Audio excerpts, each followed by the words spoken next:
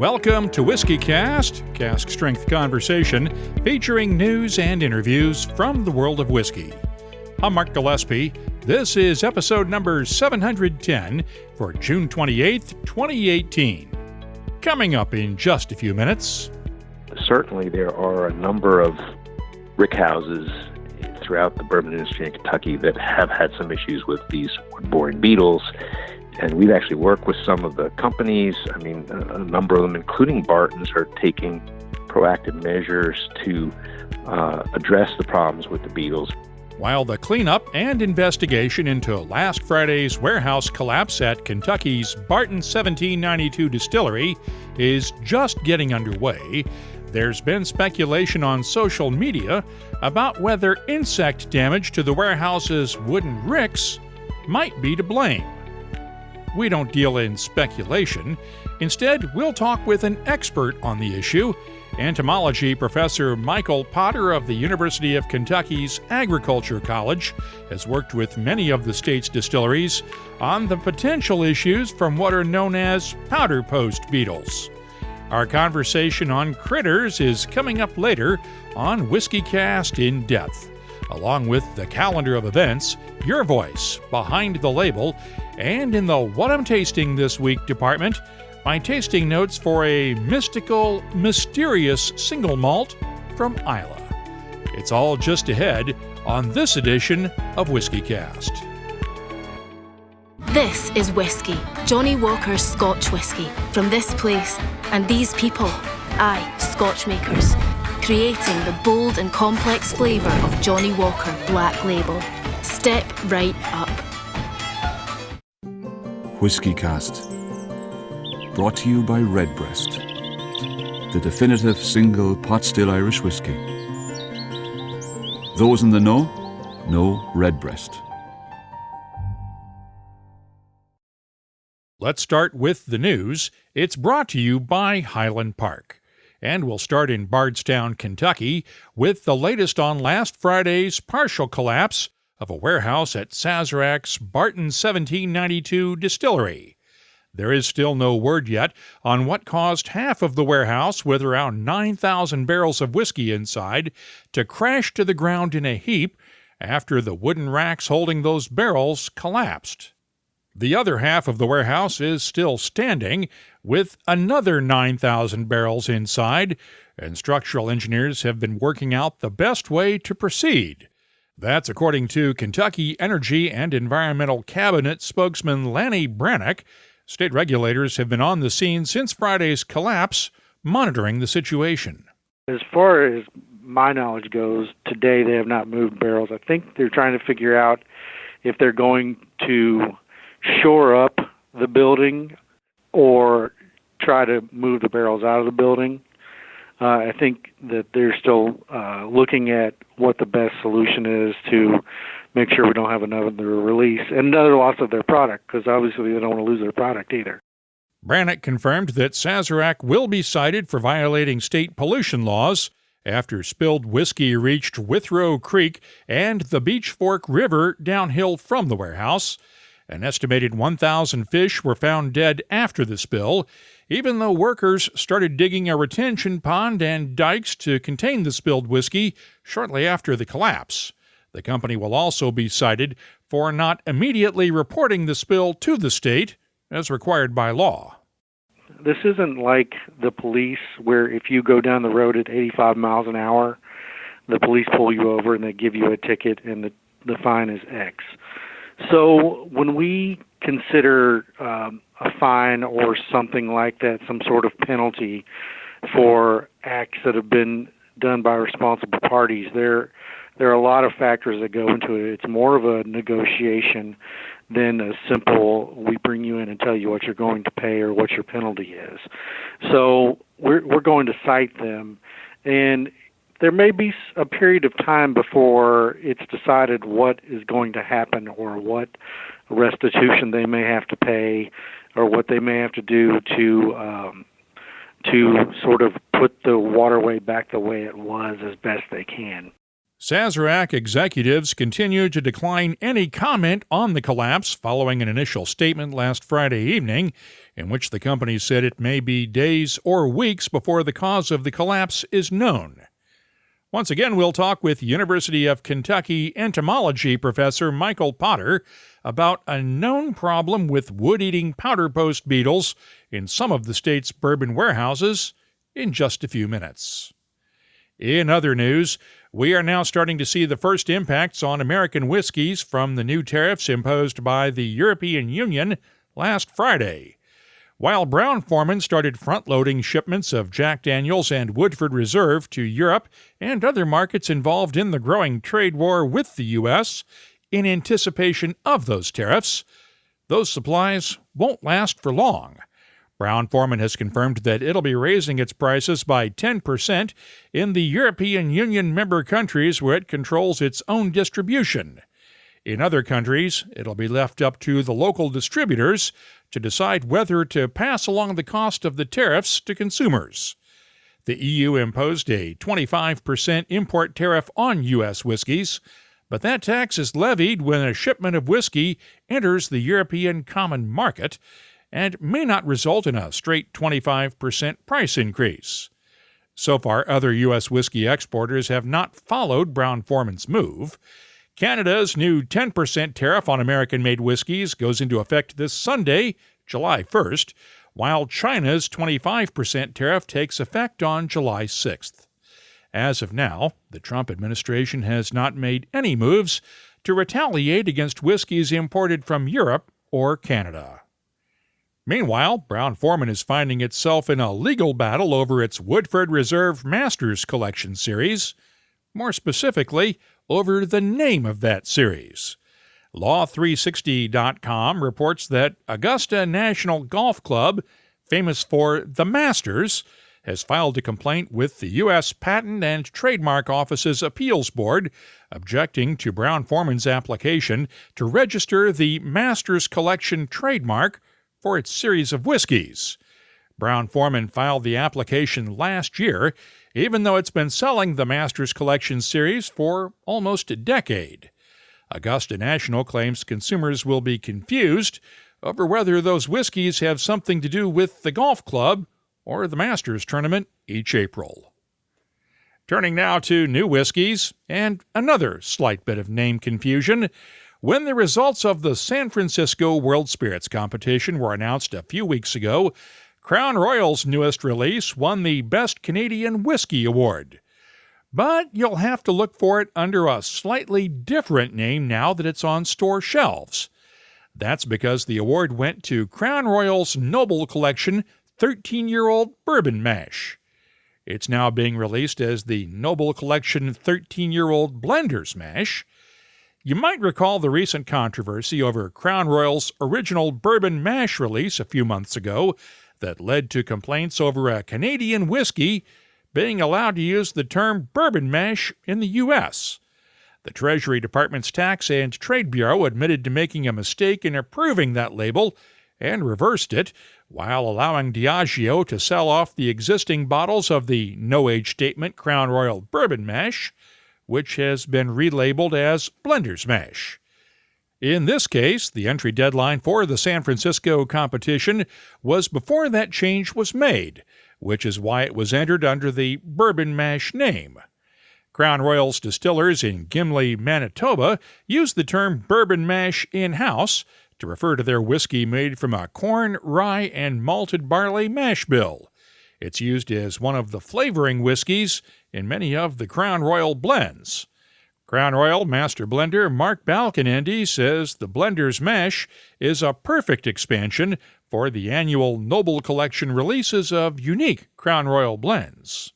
The Noble is kind of leaning towards that, right? It's when we talk about it, we talk about unique blends, we talk about barrel finishes, and we talk about new grains that we're working on, trialing and that. So we're looking at blends, 3 different avenues for blends, whether it's just a direct blend of something we haven't done before, or a barrel finish that we find gives us a nice, great character, like the most recent one, the wine barrel finish. And then grains that we're working on distilling. The Noble Collection 13-year-old Blender's Mash will sell for around $60 a bottle. I'll have my tasting notes for it in a few minutes. We heard briefly about this one from Eddie Russell a couple of weeks ago, but Wild Turkey has now officially confirmed the 2002 vintage of Russell's Reserve Bourbon. At 57.3% ABV, it's the first barrel-proof edition of Russell's Reserve that was not a single-barrel bottling. Only 25 barrels were picked for this release. It'll only be available in Kentucky and 13 other states for around $250 a bottle. Meanwhile, Bruichladdich is showing off another batch of new single malts from Islay on top of the new Port Charlotte 10-year-old announced last month. There's also a new Port Charlotte 2011 Islay Barley edition on the way, along with head distiller Adam Hennett's newest edition of Black Art. Black Art 6.1 is a 26-year-old single malt blended from a recipe of 1990 casks that only Adam knows. In addition, the 9th batch of Octomore releases is coming this fall. The last batch included Octomore 8.3, which set the unofficial record for peated scotches with a phenol level of 309 parts per million. Bruichladdich's Jason Cousins says Octomore 9.3 will not challenge for that record. Well, you know, we get what we get. Peating is not an exact science, so the partners we work with at Baird's do their best to get the highest levels of ppm, but from what I've heard, and I got a little tasting in April when I was at the distillery, we're back down to around Octomore 7 levels, around 130-ish on the ppm, so nothing quite as high as the 8.3 with that 309 ppm. So it's in a more normal range. Normal for Octomore, yes. The Octomore 9s were not available for tasting yet, but I did get to taste the Black Art 6.1. I'll have my tasting notes for it later on. And speaking of peated whiskeys, Balcones Distilling is releasing its first peated Texas single malt whiskey this weekend. It's made with peated Scottish barley and bottled at 63.8% ABV, and it'll only be available at the distillery's shop in Waco. There's also a second single malt release. Mirador is made from whiskeys ranging between 2 and 5 years old and matured in used casks. It's bottled at 54.8% ABV and will be available at retailers in Texas as well as at the distillery. You can keep up with the latest whiskey news all week long at WhiskyCast.com. The news is brought to you by Highland Park, the Orkney single malt with Viking soul. If you're looking for a whiskey to enjoy on these hot summer nights, try Highland Park's The Light. It's the second and final release in Highland Park's Solstice series. It's available at fine whiskey shops, and you can get all of the details at highlandparkwhiskey.com. Time now for the WhiskyCast calendar of events. Buffalo Trace Distillery in Frankfort, Kentucky has the Great Buffalo Chase 5K run this coming Wednesday on July 4th. The Scotch Whisky Experience in Edinburgh, Scotland has an Enoch tasting on July 6th. The Proof Washington Distillers Festival is July 7th in Seattle. Catoctin Creek Distillery in Purcellville, Virginia has its annual Shake, Bake, and Boil Seafood Party on July 14th. Tales of the Cocktail takes over New Orleans from July 17th through the 22nd. Teeling Whiskey Distillery in Dublin, Ireland has the second of its Dublin Rising events, the Food Edition, on July 27th. And Tasmanian Whiskey Week is coming up in Australia from August 13th through the 19th. Right now, we have 186 different events on the searchable calendar at WhiskyCast.com. There's bound to be at least one near you. Redbreast fans have always cherished our whiskey's sherry notes, so we set out to embellish that character. Introducing the Redbreast Listowel edition, a quintessential single pot still Irish whiskey finished in first fill Oloroso sherry casks from Spain's prestigious Bodegas Listowel. Carrying Redbreast's trademark pot still spices and dark dried fruit notes, the Listowel edition is graced with an enduring sherry finish that would be better described as a final act. Discover the newest branch on the Redbreast family tree. WhiskyCast In-Depth is brought to you by Lagavulin. Let's return now to our top story, the aftermath of last Friday's Rickhouse collapse at Sazerac's Barton 1792 distillery in Bardstown, Kentucky, in which the wooden ricks holding around 9,000 barrels in one side of the warehouse collapsed.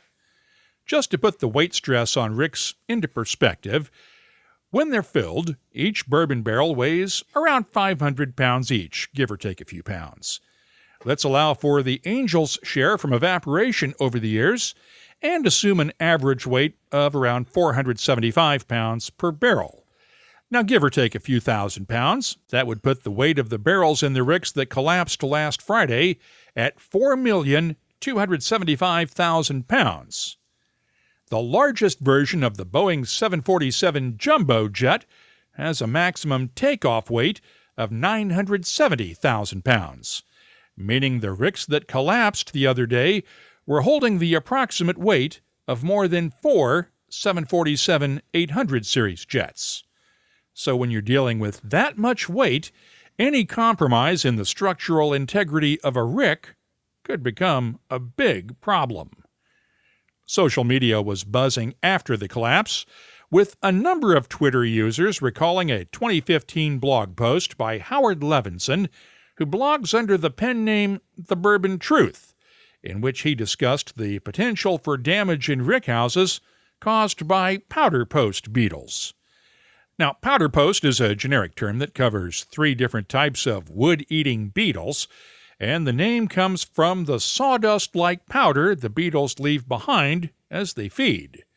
They're also known in Europe as woodworms, and in this case, we're talking about just one of those 3 types, the Anobiid beetle.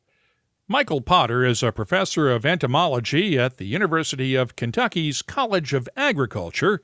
He's spent the last 27 years in Kentucky and has seen more than a few cases of Anobiid beetle infestations during his career.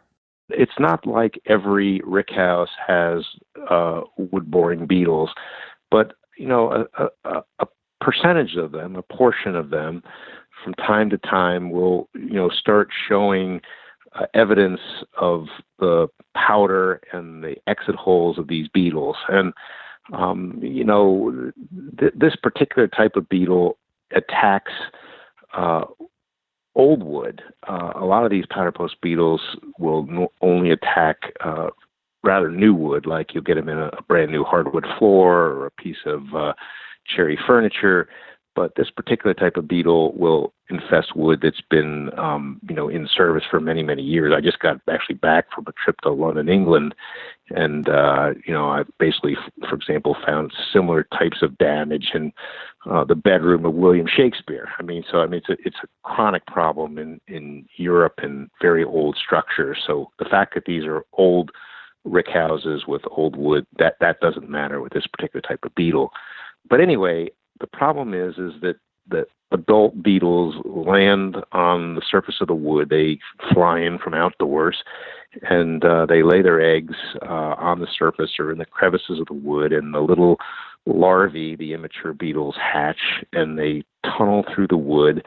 As time goes on, pieces of wood that have got a lot of these beetles developing in them can potentially lose some of their structural integrity. Now, in the case of this, this collapse, it's way too early. I'm only reading what I read online. I haven't spoken with Bartons or, at this point. But a lot of things can make a building come down.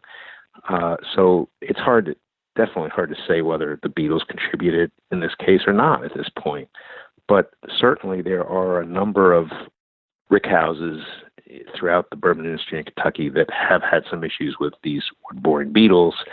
And we've actually worked with some of the companies. A number of them, including Barton's, are taking proactive measures to address the problems with the beetles. There's things that can be done to prevent reinfestation and sort of break the cycle of the beetles in the rickhouses. I know that they're aware of the problem.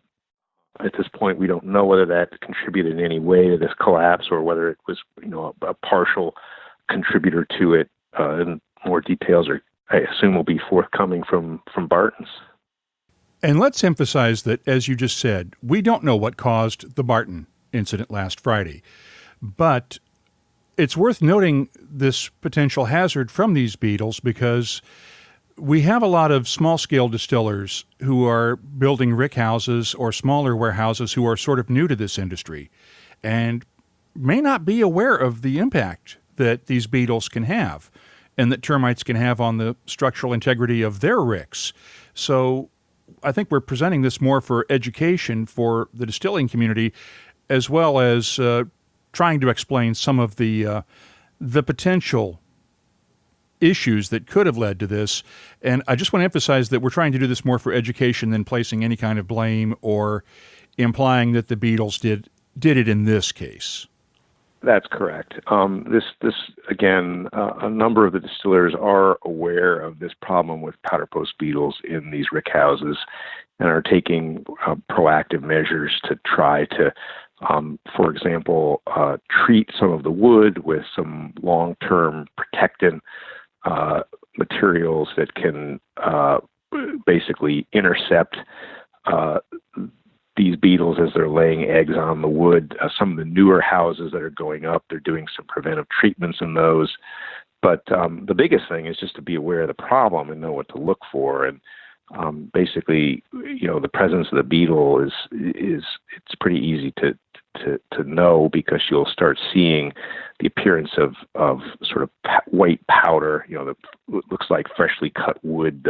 As the immature beetles are emerging from the wood, they kind of kick out this white powder, which is just basically pulverized wood powder, and the emergence holes themselves. So, just being aware of the signs that you could potentially have an issue in the rickhouse is what I think is important for the distillers to understand. And it's not like the whole house is infested. Oftentimes, especially in the early stages, you'll see certain areas, certain pieces of wood that have this evidence. And I think that's where you want to start to be a little proactive in terms of either performing treatment or making an assessment whether that piece of wood has been damaged to the point where it may have lost its structural integrity. It takes many, many years of these beetles infesting this wood to get to that point. So, the education aspect of this is, I think, what's important. But again, whether it has anything at all to do with this particular collapse of this building is yet to be determined. And this also affects homeowners too, right? We know about termites. We all get termite inspections on our house, and we sort of know what to look for with termites, but we never really hear about these beetles. Well, that's absolutely true. It's certainly not as common a problem in residential settings as, say, termite infestations are. But if you live in areas of the country like the Southeast, I used to live in Atlanta. If you have a home with a crawl space, for example, a lot of, we often will encounter these wood-boring beetles in conditions where you have high moisture conditions, poor ventilation, and so forth, and crawl spaces and some basement circumstances. But there's different kinds of these wood-boring beetles. It's kind of complicated. Sometimes you'll put in a new hardwood floor, or you'll put in new crown molding in your house, and you'll start seeing this little powder and these little tiny emergence holes, and that's usually a sign of these wood-boring beetles. Now, in that case, those wood items were almost always infested before they were introduced into the building. So, the hardwood installer may not be the person that, is at fault. It could have been, when that wood was, between the time it was cut in the forest and it was milled at the plant and dried somewhere and transported somewhere, and these beetles will fly in and lay their eggs on the surface of the wood. And when that wood is then introduced into the home, it can potentially have the infestation in it already. So we have a publication on our website. It's actually a brand new, fully revised as of yesterday, actually, and it's got a lot of details about these wood-boring beetles. And it is a little complicated. Pest control industry is pretty good with this critter in terms of providing advice, but the main thing is again, education, understanding what to look for and what the signs of the beetles are. Do these beetles get above the first level? Could they get up to upper levels of a warehouse easily? I know you said they fly in through a window, but how close do they stick to the ground? Are we looking at ground floor issues or ground second floor, or should we be looking at the tops of warehouses too? Well, in the case of the warehouses, the rickhouses, this particular type of beetle tends to prefer high moisture content wood. So in general, the moisture content of wood is higher, closer to ground level. So the observations we've seen in the rickhouses, at least the ones I've been in, is the problems tend to be worse on the lower levels, level 1, level 2, level 3. As you keep moving your way up, you see less and less evidence of the beetles, and that's usually associated with the lower moisture content of that wood higher up in the rickhouse. And obviously alcohol vapors don't do anything to these little guys, right? No. Absolutely not. And the barrels is not the issue. I mean, I've never seen evidence of wood infesting beetles in the wood barrels. It's in the structural members of the house itself. And that's because those are generally made out of pine, maple, something other than the American white oak that we're used to for barrels, right? Well, it's a good question. And quite honestly, I'm not totally sure. Okay. This particular, the wood in these rickhouses, and I should know this, but I believe that a lot of these are actually hardwoods. This particular type of powderpost beetle can attack both a hardwood like yellow poplar, oak, as well as softwoods like pine. Whether it's the moisture content, whether it's the fact that the barrels are relatively new entries into these buildings, 'cause an awful lot of the damage in these houses is old. I mean, it's not all, like active, meaning that there's live beetles in the houses. Some of them probably have been infested many, many years ago, and the infestations don't always continue to perpetuate. Sometimes the infestations die off over time, but the damage is still there to the wood. But thus far, it's really not it doesn't appear to be a concern of the barrels themselves. It's just of the beams and the supports and the joists and support structural members of the rickhouse itself.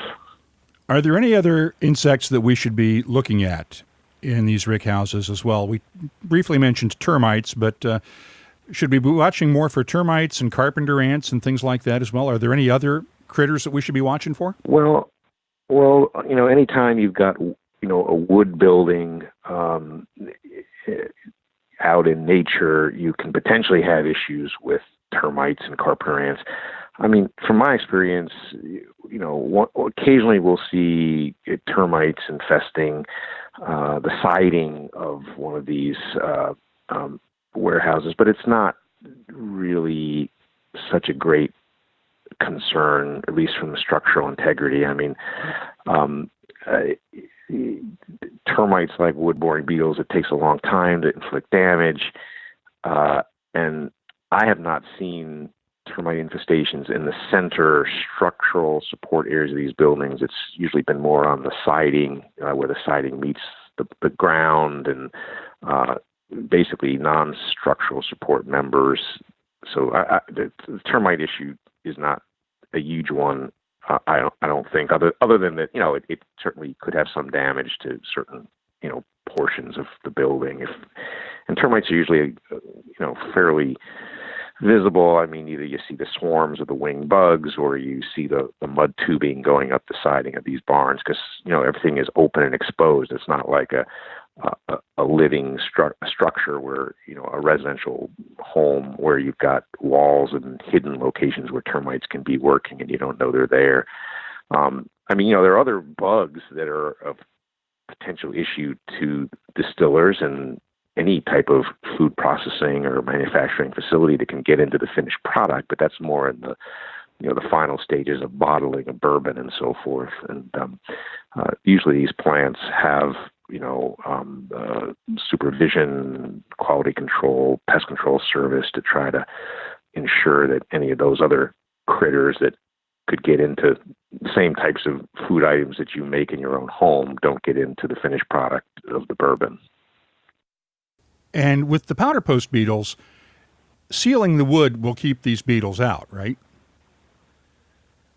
If you were to put a sealant on there when you're building the rickhouse? Yeah, but that's not really that practical, for the rickhouses, because most of this wood is unfinished, bare wood. Now, when we get into powderpost beetles and residential settings, people often get very concerned, like with a hardwood floor, like, well, can they reinfest the floor?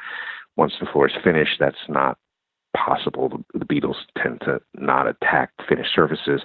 But what's being done in a number of these houses currently is they're protecting the unfinished non-sealed structural members by applying a type of insecticide called a borate.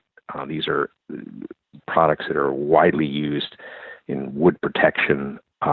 They are virtually innocuous to humans and so forth. They're inorganic salts. If you remember the 20-multein borax detergent that maybe your great-grandmother used, it's similar to that. And these materials are sprayed onto the surface of the wood, or the wood is dipped in these materials, and basically protects it for many, many, many years against insect infestation and rot and decay as well. So it's a really effective way to prevent future infestation of those wood surfaces by these wood-boring beetles. Anything else you can add I didn't ask about? No, I think again, the powderpost beetle aspect of this whole incident, it may be completely, incidental. It's something, like I said at the beginning, that the distillers are increasingly becoming aware of, trying to keep an eye on. But whether it had anything at all to do with this collapse is at least to my knowledge, unknown at this point, and I guess we'll learn a bit more as time goes on in terms of what caused this unfortunate incident. Yeah, as soon as the engineers get in there and they can figure everything out. With old wood, you can lose the structural integrity without insect damage, theoretically. So there's all sorts of possibilities. Well, that's right. There are people, that work with these distillers that have far more knowledge than I do. But as you can imagine, there is a tremendous amount of weight of the barrels in these rickhouses, and ensuring that these wood members are structurally sound is just as important as is, in any other structure that has weight. And so I think, I'm sure they'll learn from this, and I'm sure others will be watching and learning what was the cause, and maybe they'll take, additional precautions in their own houses if some of them have not thought all this through quite as carefully or thoroughly as perhaps they will after this incident. Once again, let's emphasize that it is not yet known what caused the rickhouse collapse at Barton 1792 Distillery, since the investigation is really still just getting started. And we are not trying to suggest at all that Anobiid beetle damage was definitely the cause of the collapse, but it is worth explaining that the issue is not uncommon in rickhouses, along with other older wooden buildings. Thanks again to Michael Potter of the University of Kentucky's College of Agriculture for explaining the issue to us. We have posted a link to his newly updated fact sheet on powderpost beetles in the show notes for this episode at whiskycast.com. That's WhiskyCast In-Depth, brought to you by Lagavulin, the legendary Islay single malt. Look for the classic 16-year-old Lagavulin, the Distiller's Edition, and the throwback 8-year-old Lagavulin at a whiskey shop near you. Find out more at malts.com. The What I'm Tasting This Week department is brought to you by Heaven Hill Distillery. I raved a year or so ago about Adam Hennett's first edition of Black Art after he took over as Bruichladdich head distiller from Jim McEwen. Black Art 6.1 is his second edition, and as we heard earlier, it's bottled at 46.9% ABV and is made up of 26-year-old whiskeys from 1990, though only Adam knows just what casks they were matured in. The nose is complex with subtle fruits, hints of apricots and peaches, muted spices, toasted vanilla, and butterscotch. The taste is thick, chewy, and fruity at first, followed by a burst of peppery spice that lasts and lasts, along with subtle hints of dried fruits, honey, vanilla, and heather in the background. The finish is long, complex, and changing, with touches of fruits and spice. Adam has nailed it again. I'm scoring the Bruichladdich Black Art 6.1 a 95. I also got to try the newest version of Bruichladdich Port Charlotte Islay Barley Single Malt the other night. This edition was distilled in 2011 from locally grown barley that was malted and peated on the Scottish mainland and then sent back to Islay. It was matured in a combination of 75% first fill ex-bourbon barrels and 25% Syrah wine casks. The nose has a good peaty smokiness without being medicinal, along with muted spices, heather, honey, and grilled fruits. The taste is spicy with hints of licorice, black pepper, allspice, chili powder, anise, honey, and dried fruits. The finish is long and spicy with hints of licorice, anise, and burnt caramel. I'm scoring the Port Charlotte 2011 Islay Barley Single Malt a 91. I'll have more tasting notes in just a minute, but first, this week's tasting notes are brought to you by Heaven Hill Distillery, proud to announce a new grain-to-glass project where proprietary seed and unique mash bills re-examine the variables that go into making whiskey. See more at heavenhilldistillery.com/blog. Think wisely, drink wisely. Earlier, we heard about Crown Royal's new Noble Collection release, the 13-year-old Blender's Mash Canadian Whiskey. This one is bottled at 45% ABV, and the nose has notes of peaches, red apples, butterscotch, honey, and a touch of oak. The taste is rich and sweet with caramel, fudge, butterscotch, vanilla, and muted spices. The finish is long and fades away gently with subtle touches of allspice and vanilla. Overall, it's very smooth and creamy. I'm scoring the Crown Royal Noble Collection 13-year-old Blender's Mash a 91. Earlier this month, during episode 705, we talked about Oregon's Clear Creek Distillery and referred to it as the first American distillery in the modern craft distilling era to produce a single malt whiskey back in 1993. Northern California's Charbet Distillery was not far behind. The Karakasevich family made its first whiskey in 1999 and is celebrating the 20th anniversary of that whiskey with its latest release of Doubled and Twisted. Marco Karakasevich loves to work with fully brewed, what he describes as bottle-ready beers, and in this case he worked with Bear Republic Brewing to get two custom-made beers to distill, a stout and a pilsner. He took 7-year-old stout whiskey and 3-year-old pilsner whiskey, 30% for the stout, 20% for the pilsner, and then blended them with 50% of his 3-year-old single malt. It's bottled at 45% ABV. The nose has a floral touch with notes of freshly cut grass, nutmeg, allspice, oak, and just a hint of cocoa beans. The taste is spicy and warming with clove, cinnamon, nutmeg, dried flowers, creme brulee, and a hint of chocolate fudge in the background. The finish? It's very long with lingering spices. And I'm scoring the Charbet 2018 Doubled and Twisted Whiskey a 91. The What I'm Tasting This Week department is brought to you by Heaven Hill Distillery. I'm adding these tasting notes to our searchable list of more than 2,200 different whiskeys from around the world at WhiskyCast.com. This is whiskey. Johnny Walker's Scotch whiskey. From this place, and these places in that place. These are the people that make it. This is what they sound like. Because you're a cheeky wee blighter. Dance like. Aye, like that. This is what they do all day. Building the great character of Johnny Walker Black Label. Aging in oak for 12 long years. Thanks. Oh, it's gorgeous there. What is character? It's giving a damn. You're all right, lassie. Which looks like this. as much as this. See, the land that shapes these people and the people that shape this whiskey all shape how bloody good it tastes. Put the bloody game on the telly, Ella. A whiskey as bold as it is complex. For every step you take, this is Johnnie Walker Black Label, friends. Step right up. Cut. Can I drink this now? Johnnie Walker Black Label Blended Scotch Whiskey. 40% alcohol by volume. Imported by Diageo North America, Norwalk, Connecticut. Please drink responsibly. A quick program note now.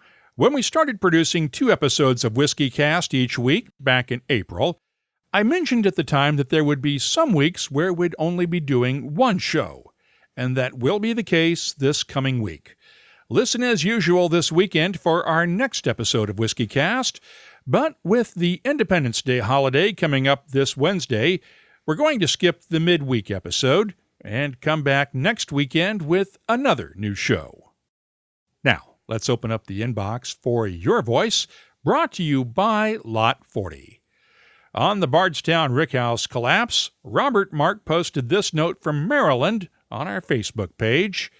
While I'll be interested to hear why the collapse happened, I'm far more interested in hearing how they plan to safely recover the thousands of barrels currently stacked in an unsteady heap. Of course, that heap is still there, and the answer is, of course, one at a time. This month marks 20 years since I arrived in New Jersey after leaving Alaska, and that can only mean one thing: my quadrennial trip to New Jersey Motor Vehicles Services to get my driver's license renewed. Oh, goody. I've always been a big supporter of organ donation and made sure to check the organ donor box on the renewal form again. I mentioned that on Facebook afterwards, and Jeff Burlatt posted this response. I don't think I would want your liver at this point in your whiskey career. Hey, Jeff, my liver is well preserved, and it gets a lot more work out than the rest of me, too. Mike Simpson tweeted this after our last episode, and the tasting of the James Thompson and Brother Final Reserve 45-year-old bourbon last week at Julio's Liquors in Massachusetts. Loved your most recent show. Would love to have the opportunity to try some of that 45-year-old bourbon, even if the crowd was lukewarm to it. Well, Mike, I wouldn't say they were lukewarm to it, but it does have more interest as a piece of history than as a bourbon one would drink on a regular basis. If you have something you'd like to share with whiskey lovers around the world, you can always post it on the Your Voice page at whiskycast.com, or track us down on social media. We're on Facebook, Twitter, Instagram, and Tumblr at WhiskyCast. The email address is comments@whiskycast.com. Your Voice is presented by Lot 40, Canada's award-winning 100% pot still rye whiskey. Lot 40, unapologetically Canadian. Please drink responsibly. Behind the label is our look at the history, science, and other things that make whiskey unique. I was leading a tasting of Irish whiskeys the other night for some whiskey newcomers, and one of them asked, why do they always use oak barrels to mature whiskey in? Why don't they use other types of trees?